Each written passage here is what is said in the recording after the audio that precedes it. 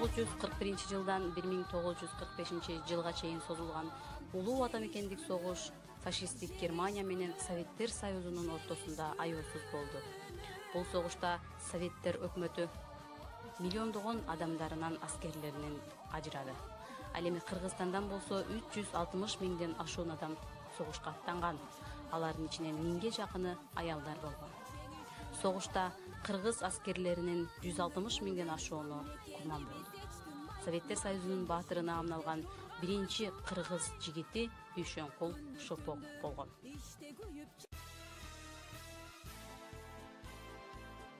Теш турган элиме душман келип кол салып, СССРдын жерине кандуу согуш башталды.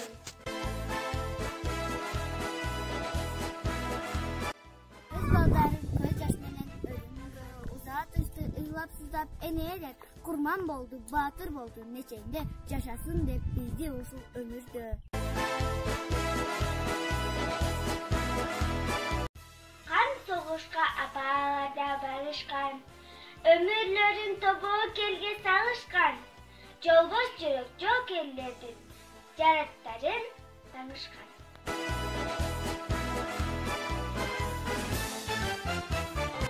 Kaldığında taymanmaktan barıştı.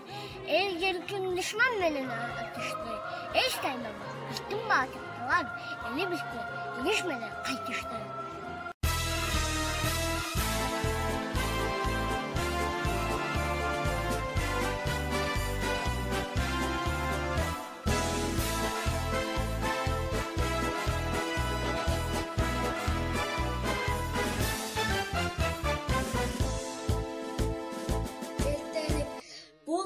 Biz turmuşta ata-anadan keçkel deyip atışkan soğukuş otun keçmedik.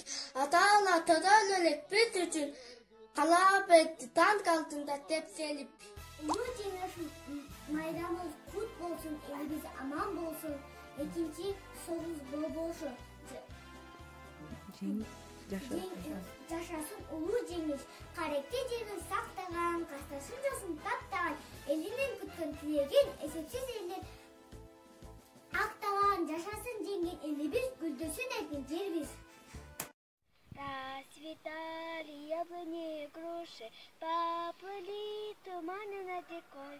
Выходила на берег Катюша, на высокий берег, на крутой.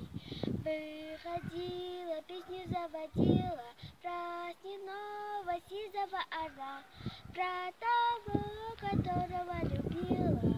Про того, чьи письма берегла, про того, которого любила, про того, чьи письма берегла.